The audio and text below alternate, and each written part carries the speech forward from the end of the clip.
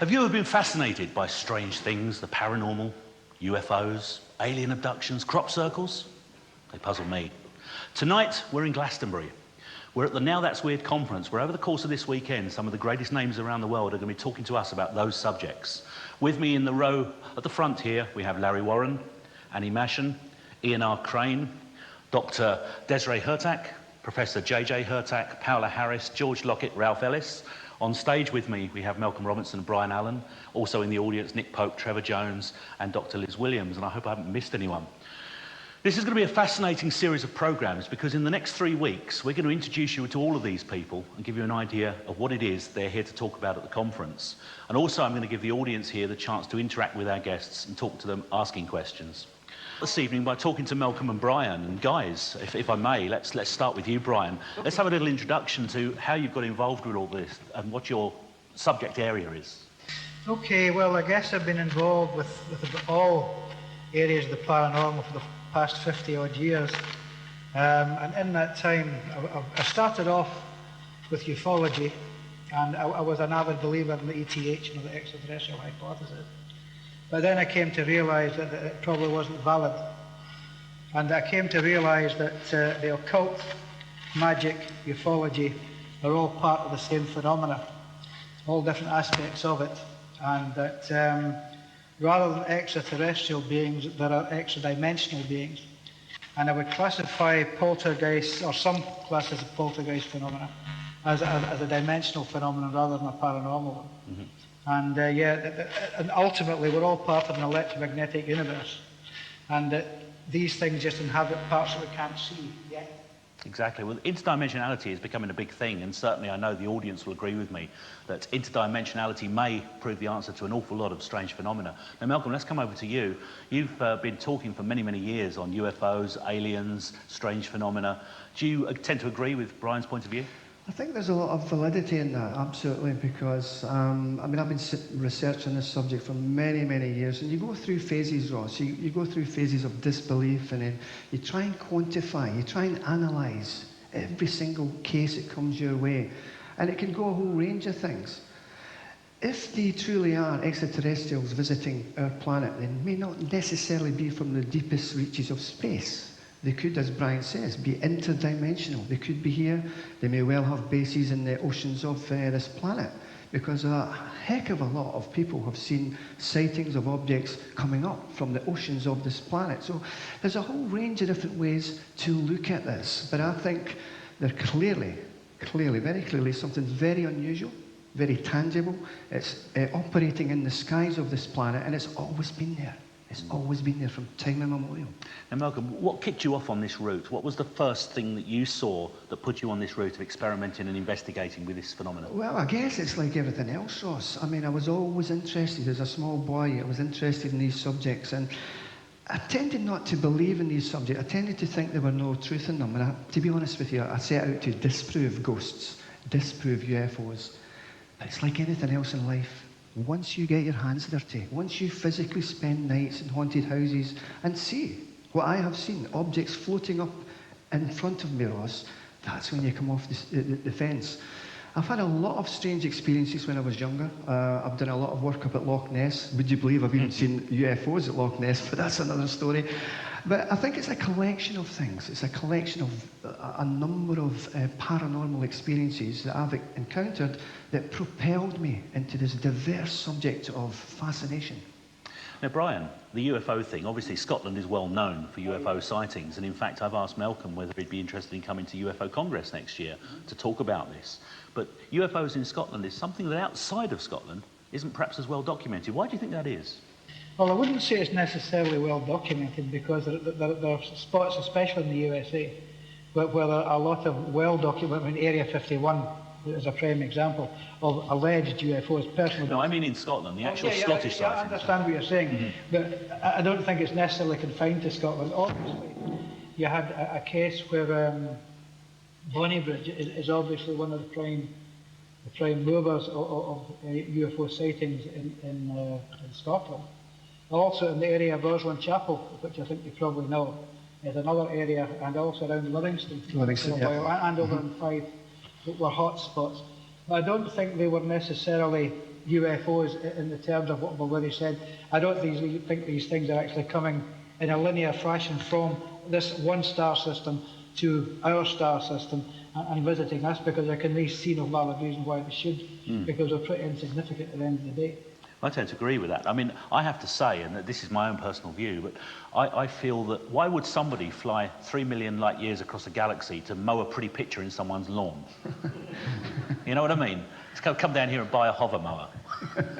There is one other way of looking at this, and I think it's one of the main reasons that turned me off the ETH as a valid excuse, if you like, for ufology, because once you talk about superluminal travel, or travelling at speeds greater than the speed of light, you're then talking about time. Time starts to come into it. The faster you go, time starts to change. So once you start travelling at speeds greater than the speed of light, what you would have to do in order to cover the distances in any sane time, then you start talking about time travel. So when you get distances of travelling between the stars, you start to talk about travelling in time. And this is why I tend to think that the ETH is not valid. Now, I've just got to say here, when I went to Nevada earlier this year, to Laughlin, to the UFO Congress, we were talking at some length about time travel there, and Dr. Don Burrish was actually doing a series of research on what was called the Majestic 12 project. Now, this was inside Area 51. Now, he believes he has travelled into the future and had aliens from the future travel back to meet him through a thing called the Looking Glass. Now, the Looking Glass is what we may refer to as a Stargate. It's an interesting theory, because a lot of people, a lot of researchers now are starting to believe that this actually may make some sort of sense as to the way that people travel from one place to another. Now, he met a character called J-Rod, but it turns out this character wasn't actually alien. He was a human evolved, how we will be in the future. Now, is it possible, guys, that we may be seeing these alien creatures from alternative dimensions that are actually different times of us evolving, if you like? So, for instance, the reptilian, perhaps evolving directly from the dinosaur. Malcolm? At the end of the day, you don't really know with any sincerity if they truly are aliens, which I do believe. But for people that's not reached that conclusion yet, we don't know how advanced they are. We don't know the technology. We don't know. They could encroach boundaries that we don't even know. It's unbelievable, the technology they may have. It's just like turning a stone over in your back garden, and we're looking at it, we see ants, we don't interact with that. We're dealing on a different level. Would that upset religion, for instance? I mean, God is made in man's image. So whose image are these small grey creatures? Do we have one God, or do we have loads of God? Now, that's a very dodgy question. God made man in his own image. The small grey creatures, whose image is that? We have to look outside the box. It's a very, very, very complex subject, ufology, and there's so many areas. But as far as the investigation goes, it's up to myself, Brian, and your good self to look at all the avenues to try and reach an answer. Can I just suggest that if these things are here, that we may not recognise what we're actually looking at, there could be one standing right in front of us right Absolutely. now. You cannot see it.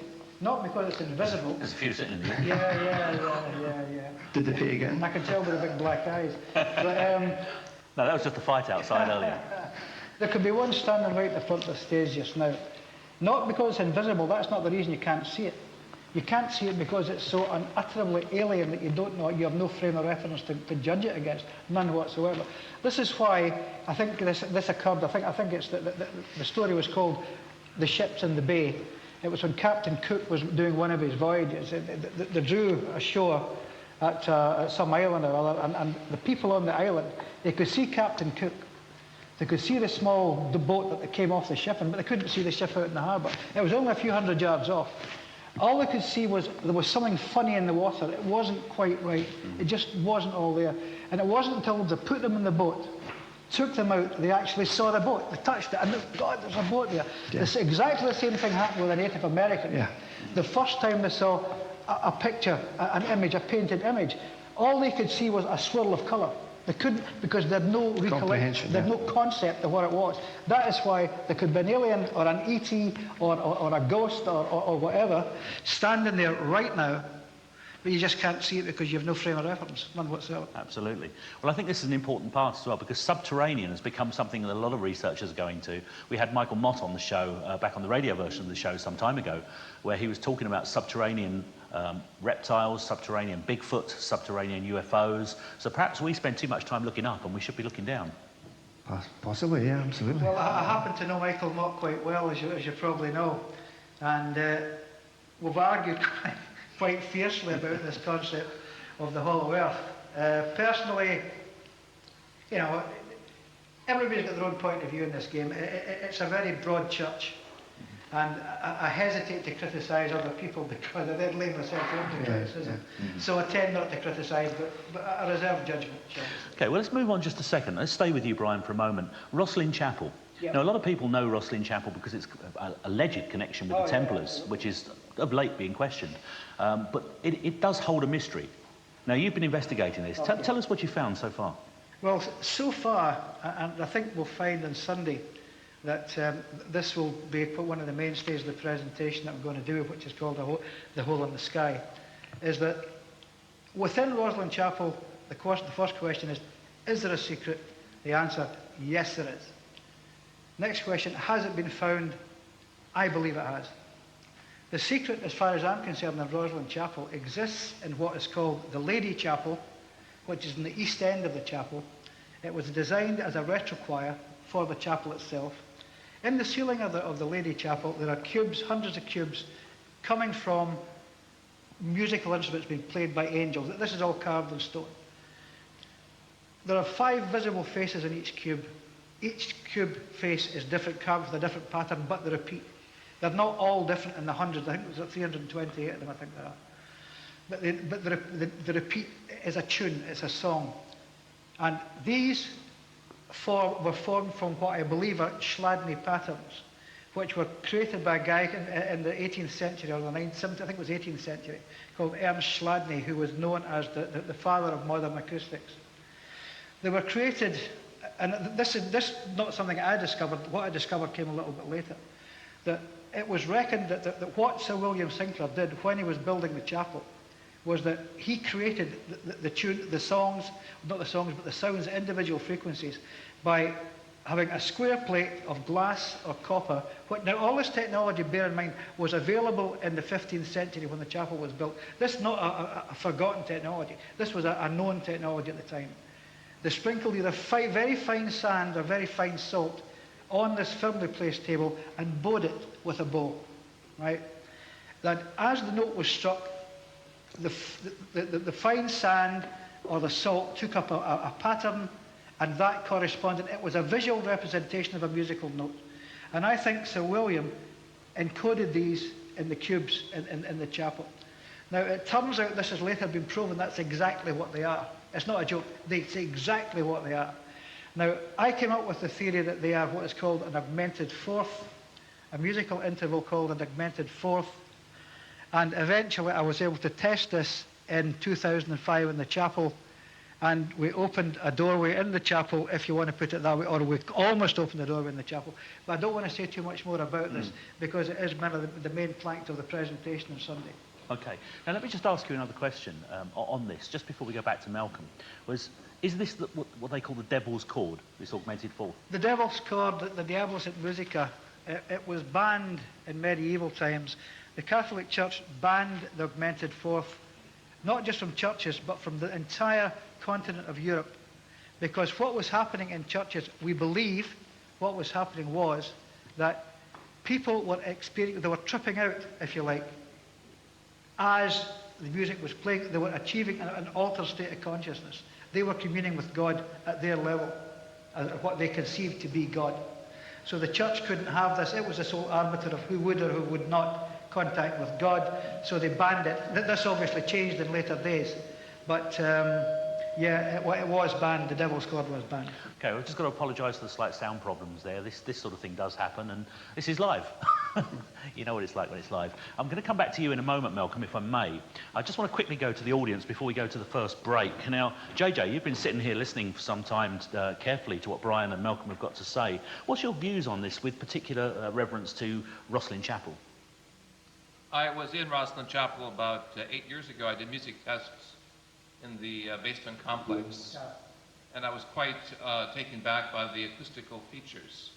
I have a background in musicology. I've composed. I've done musical tests with ex-NASA musicologists and sound engineers in the Great Pyramid of Egypt, as well as in pyramids of Mexico, And there seems to be a frequency that is built into the majority of these arcane temples and structures that produces an altered state of consciousness. So I agree with Brian. I think his work is superb.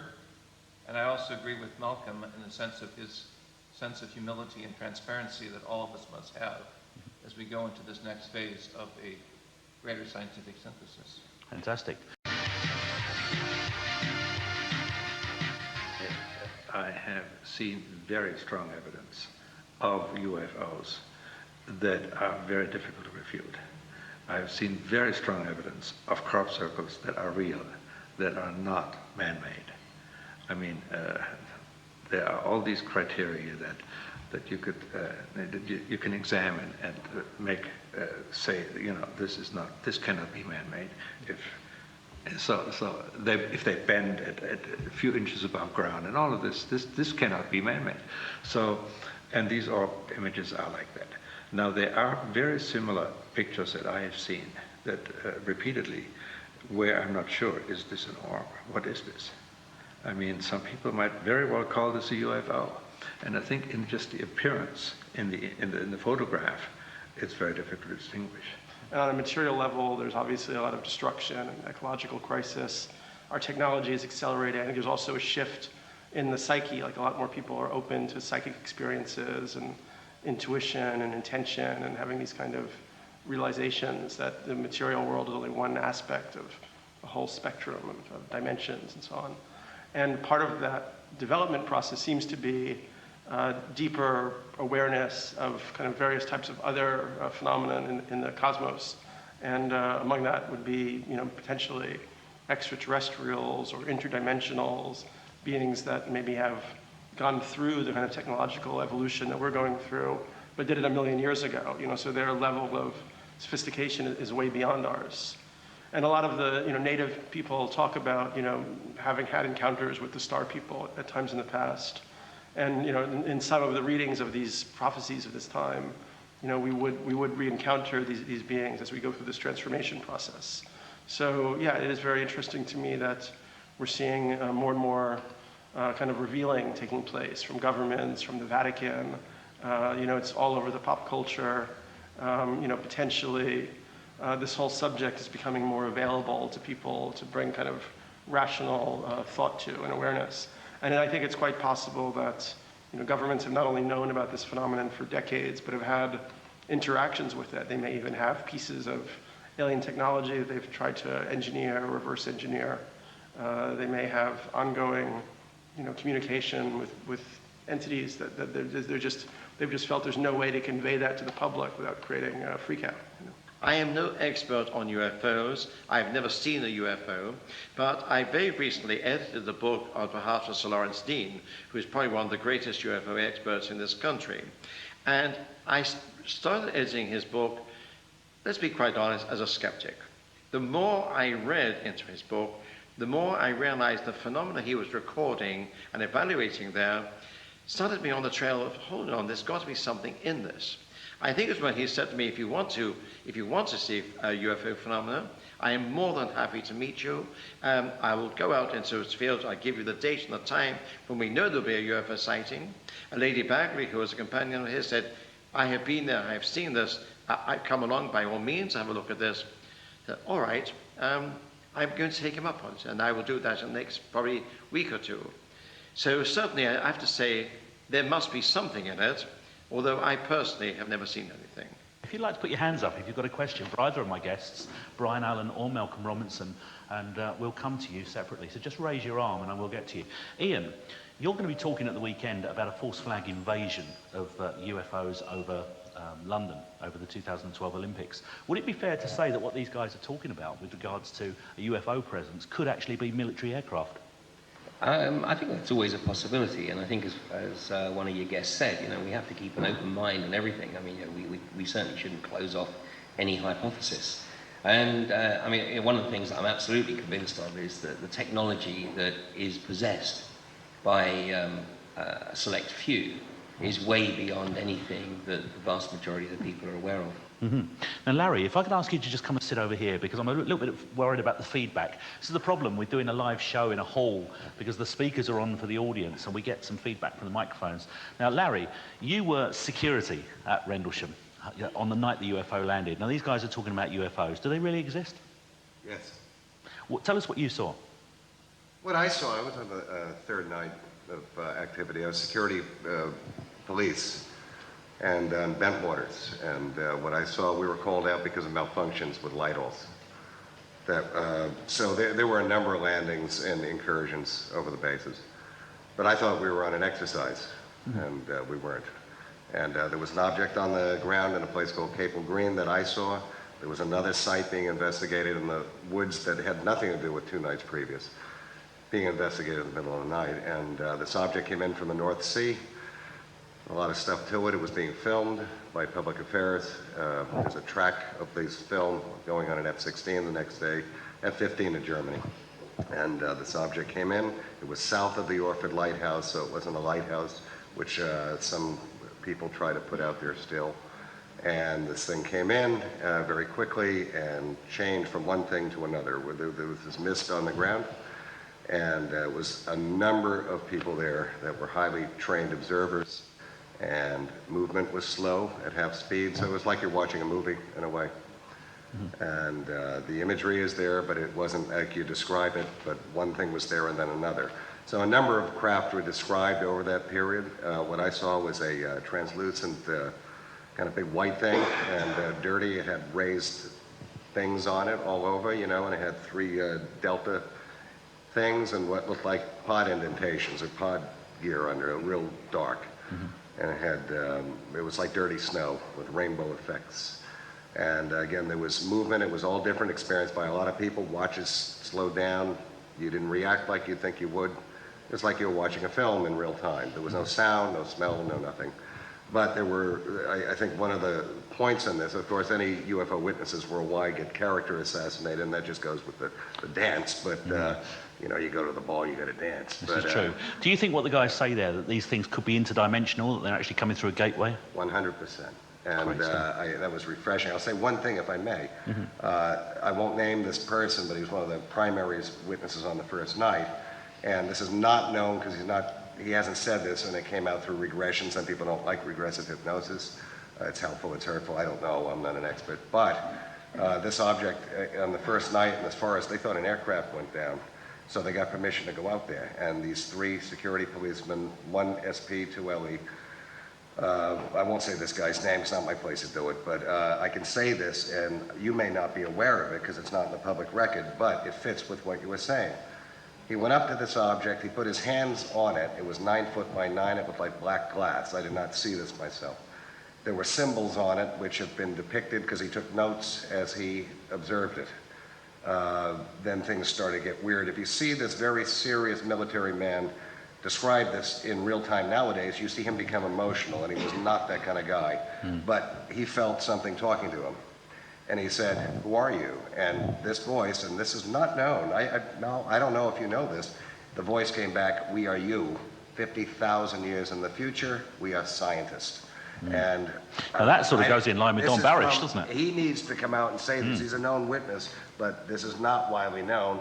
No one talked to me. I never saw communication, all this garbage that goes on. But again, being a witness, you're going to get shafted a lot. But I'm still here 28 years later. Well, I can tell you that somebody wrote to me just before Larry came down to the conference and said that he worked with Larry at Bentwaters at the time of the UFO landing. And this guy had actually lost touch with Larry and had contacted me because he'd seen that he was going to be at the conference. They've now touched base because I forwarded the email on to Larry, and this guy's backing Larry's story totally on what happened. So there's now a second witness backing everything that Larry says. I got a lot of them, but thank you. Yeah, it was great. Thanks for putting that together. No problem. Now, guys, you've heard the stories here coming from the audience, especially Rendlesham. Now, both of you are obviously very aware of Rendlesham. Malcolm, let's start with you. What's your views on the Rendlesham forest landing?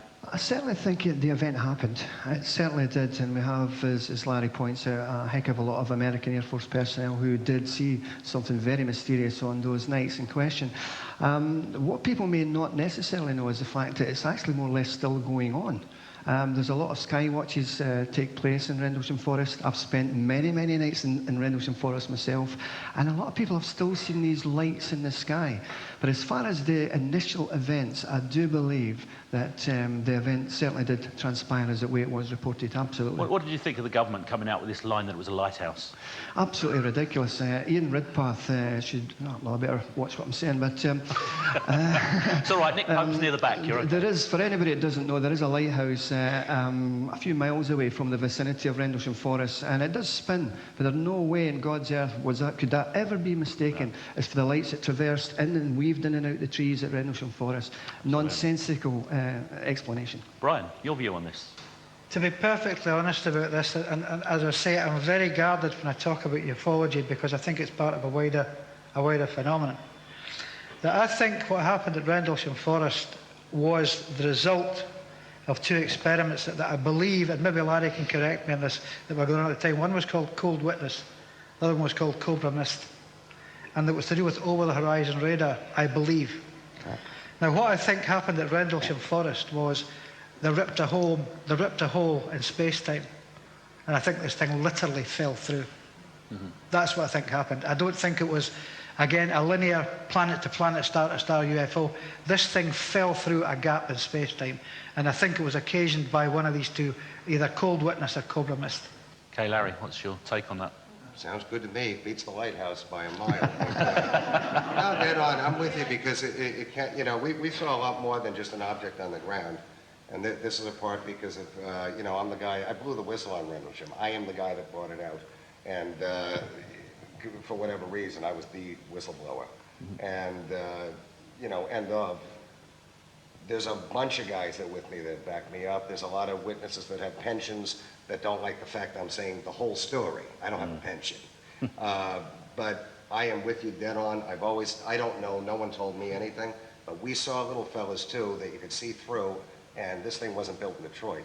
There was a lot of different things seeing, and a lot of different perceptions, but after, I can live with that kind of thing, but what the government did to us, and which I will talk about tomorrow myself, is a little bit how they do the two-step on your brain, and they did it to a lot of us, man. And I was in the military because I love my country, but things changed after that. It wasn't the country I thought I grew up in.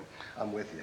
Okay, let's go across to Paola Harris. Paola's done a lot of research on this. Paola, what's your views on this? I've talked to a lot of people, too, that have been involved in this, plus my own research, and there was a nuclear arsenal next to... Oh, I'm not supposed to say that? Oh, I'm sorry. Anyway, there was nuclear weapons next to, and they had several sightings of a UFO going over that arsenal. And the reason why I'm saying it's a possibility, I believe in the rip in time. I do believe in it. I believe in all of the above. But having been told that by several people that there had been sightings of UFOs, you know, shining lights down on a nuclear arsenal, plus the shutdown of the 10 missiles at Maelstrom Air Force Base in 1967. I don't think that was a rip in time. How can you, it was bad, you know, just give people a background on that for the viewers Maelstrom, that know about it. The person that talked, the whistleblower, was Robert Salas, who was one of the military that was underground. In 67, they had a shutdown of 10 Minuteman missiles in Maelstrom Air Force Base in, in northern America. I think it was Montana. It happened twice. And it was a big orange orb that was there, scared the living daylights out of everybody above the ground. In fact, the soldiers wanted to come down. They were so terrified they wanted to come underground. And anything that is shutting down 10 Minuteman missiles, I think it's intentionally giving a message. You know, it didn't shoot anything, it didn't bomb anything, and it did it twice. And for me, as a researcher, it's very interesting, but it could be a matter of national security. Definitely. Well, it's intriguing stuff. The more we hear, the more it sort of opens the window, doesn't it, to this strange phenomena. We're going to come back in just a few minutes with Nick Pope, who is the former MOD UFO investigator, and we'll get his take on it. You've been listening to Now That's Weird. Welcome back to Now That's Weird. Joining me on stage now with Malcolm Robinson are Nick Pope, who's the former government UFO investigator, and Paola Harris from Italy, now living in America, a UFO researcher. Nick, if we can start with you. You've heard quite a lot in the first part of this programme about Rendlesham, about the mysteries of Bonnie Bridge, various other UFOs, the missile incident that Paola was talking about. Now, what's your take on this as someone who investigated for the British government UFO sightings? Well, my take is that most of these things turn out to be misidentifications of fairly ordinary objects and phenomena such as aircraft lights, weather balloons, satellites, etc. But the sorts of material that we've been discussing here tonight really take us above and beyond that. Whatever one believes that the UFO phenomenon is, I think those of us within government, within military, within the intelligence agencies who've looked at this think, whatever it is, there are serious defense, national security and flight safety issues here. And it's very interesting, just literally today, we've had breaking news in the UK about a close encounter between a police helicopter. This is the Cardiff incident. This is absolutely, yes. And this has been international news. A police helicopter with 3 police officers at a military base. They have a close encounter with a UFO. They actually give chase. And again, as I say, whatever one thinks UFOs are, this says that this is a real serious issue here, and it is an issue which continues to arouse public and media interest. The Ministry of Defence and the Civil Aviation Authority, because of the flight safety issue here, need to investigate this. Mm-hmm. Now, your take on this, Nick, I mean, as someone who investigated for the British government, people are always going to say that you're not going to give us the full picture because of the Official Secrets Act. But is it true to say that when you started the job, you were a definite sceptic, and now you actually do believe in UFOs? Yes, when I started researching and investigating UFOs for the British government, I didn't really know what to think. I thought it was probably all just stuff and nonsense. After my 3 years official research and investigation, I thought, look, I don't know what UFOs are. I'm not going to stand up here today and say, I've got the answers. I haven't. But, as I say, I think there are serious defence, national security and flight safety issues. I've seen pilots report these things, not just civil pilots, but Air Force pilots. I've seen these things tracked on radar. I've seen photos and videos which the Ministry of Defence's technical specialists have looked at, analysed, and said, this is not a fake, this is not a misidentification. Something is going on, something serious in our airspace, and we need to take this seriously.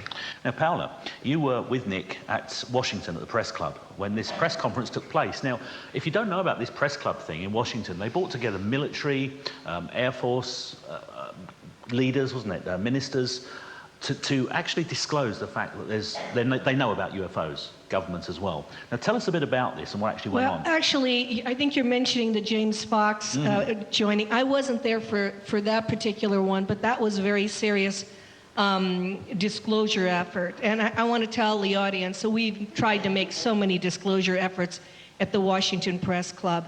I was at another one. I was at the one of the X conference where we had researchers from all over the world there. We had Jaime Maussan from Mexico, Gilda Bourdet from France.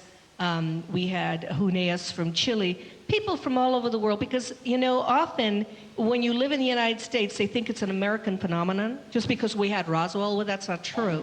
Living in Italy, I know it's an Italian phenomenon. It's a worldwide phenomenon, and we need to see that this is brought out by serious people like the researchers. We made an effort, and since I'm a journalist, my effort at the Washington Press Club was, media, please cover this seriously. Do not mention little green men. Let's stop laughing at this.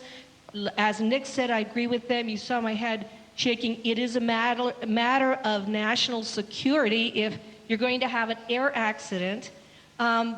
However, I will add on a personal level, after 30 years of studying this, I don't think whatever's there is dangerous, but I do think that it should be studied seriously and people stop laughing at this. Okay, well, Nick, let's come back to you for a moment, and Malcolm, I'm going to bring you in on this as well.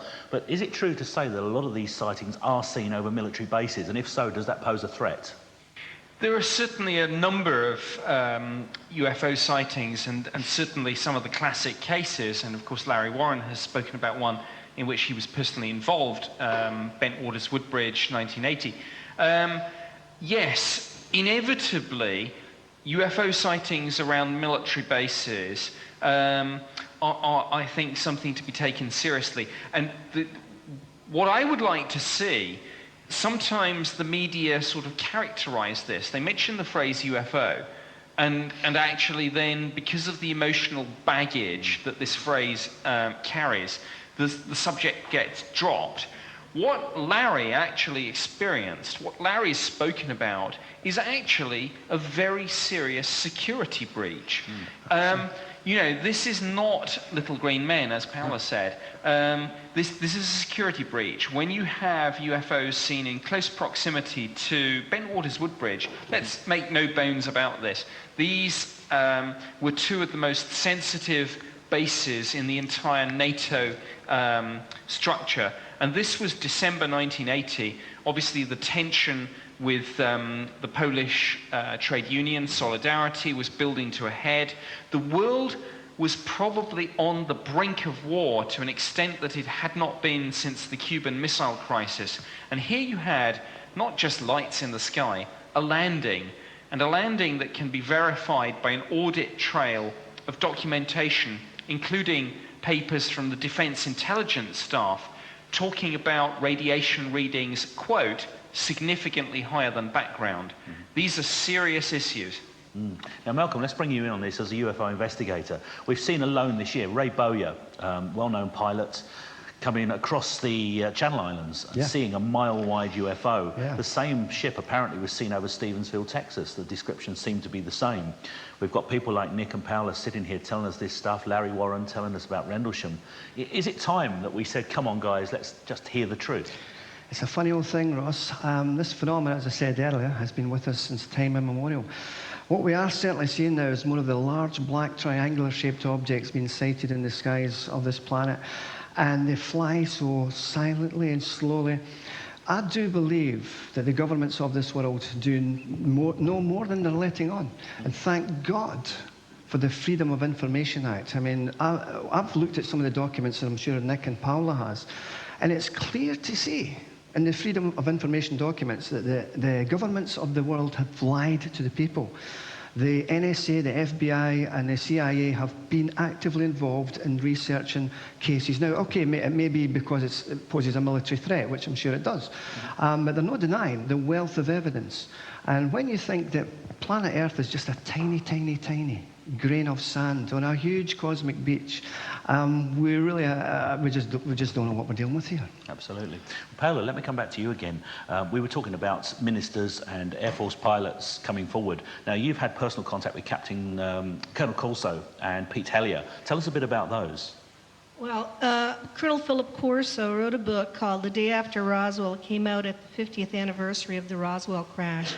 And because his grandsons had asked him if he had ever seen E.T., he decided to come clean with the fact that he was involved in back engineering the Roswell technology. You know, what that means is that at the time there was just the Army, there wasn't the Air Force. The Air Force was developed in 1948.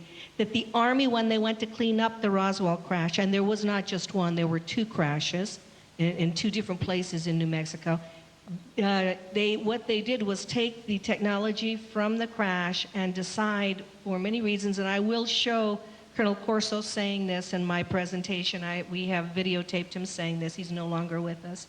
He was in charge of back engineering that technology. He will tell you about the fiber optics, the night screening devices, the laser, and what they found inside the craft. I think that's really significant, and I think that's the reason why it's not convenient to tell the truth. It has nothing to do with the aliens and who has the toys.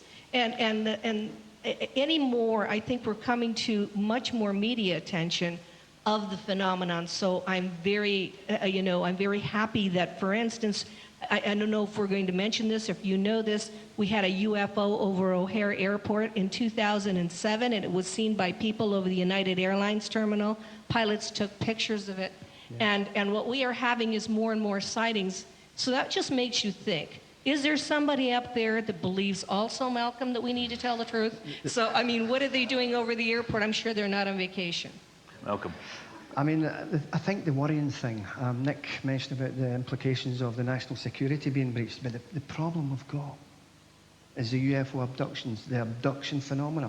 Now, that is very, very traumatic to those people who have been taken out of a comfortable environment, be it a bedroom, be it a car, whatever. One of the cases I'll be speaking about tomorrow is a famous Scottish case. We're dealing with something that's not so nice. It's something that's been ongoing for many, many years, and that, for me personally, is a troubling aspect of today's ufology, is a UFO abduction scenario.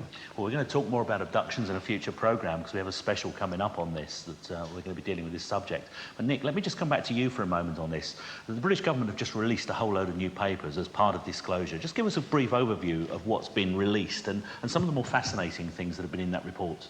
Well, the British government has given a commitment. The process started on 14th of May. It will be a 4-year programme of rolling disclosure. The entire archive of UFO files is going to be released. In the first batch, 2,000 pages of documentation, 1.7 million downloads within a week and a half. There is massive media and public interest in this. Most of the cases, of course, misidentifications, but sometimes, you know, the best place to hide a book is in a library. This is true. You know, This is true. there are some fascinating cases in there. There are some UFOs seen by police officers. There's a wonderful case where some people saw a UFO in a suburb of North London. They called the cops. Cops turned out they saw it too. They saw the UFO, they had it under observation for about an hour. They drew sketches, it's in the files. Fascinating case, a UFO tracked on 2 military radar systems, 2 UFOs, 10 nautical miles in 12 seconds. A couple of car stop cases, electromagnetic interference, 2 cases involving UFOs seen by commercial airline pilots reporting near collisions. This is a very, very exciting time for the whole UFO subject, and there's an audit trail. You know, all too often you think, well, who says this? You know, where's the proof? The proof is actually on the government's own website. Exactly right. If I can just borrow your microphone for a moment, I'm going to actually take this down to the audience. Now, hands up anyone who's got a question for anyone up on the stage tonight. Right, let's go to this lady over here first. If you could just start by giving us your name and your question, please. Hi, I'm Michaela, and I noticed this, I haven't got a question, but I'd like to say that there's a lot of negative stuff that you're saying, and that's only half the side of the story, because there's a lot of positive UFO information from other beings of higher dimensions, and it's not part of this orchestration in 2012 that might happen of UFOs. I just think people should be aware that it could possibly be one of the conspiracies of the government. Okay, perhaps Nick, could you answer that one? People need to be aware of that. Yes, I think I don't dispute that some people report UFO sightings and other related experiences in a negative way, but a vast number of people, I agree, report them in a positive way. Now, maybe this has to do with the nature of the phenomenon, or maybe it has to do with the interpretation of the people themselves. I mean, I guess if one has an experience, one will interpret that experience according to one's own knowledge and culture and belief system. I think there's good and bad in this. Absolutely. Well, George Lockett, one of the guests at the conference, has also got a question. Yes, Dave. I've done a lot of research into consciousness, and if you transcend your own physical consciousness, you come to a quantum field that's everywhere in the universe. And the trick is, you know, the thing is there is just one field, and which is actually yourself, and therefore you don't actually have to travel from one planet to another. You're there already, because this field is everywhere in the universe. And the point I'm trying to make is that if you do work on a spiritual level, you know, because every human being is a spirit that's working through this physical body. You know, we're all non-physical, as it were, and the point I'm trying to make basically is that we are able to travel anywhere in the universe just by thought. And the beauty of it is we don't travel because we're there already. And all you do is move your awareness from one aspect to the other. Okay, well, time's beaten us, so I can't actually put that one to the panel, but thank you for that comment, George. Now, I just want to finish by saying, and I'm sure everybody here will agree, we have a mystery that seems as if it's becoming nearer to being solved. I know when I was in Nevada recently, I saw a leaked letter from the Skunk Works in Area 51, from someone who used to run the Skunk Works, who said, not only has everything you've seen in Star Trek already been put into production, but they're 20 years ahead of it. Something to think about. This has been Now That's Weird. My name's Ross Hemsworth. Thank you to you lovely people for being in the audience tonight. Hope you've enjoyed the show.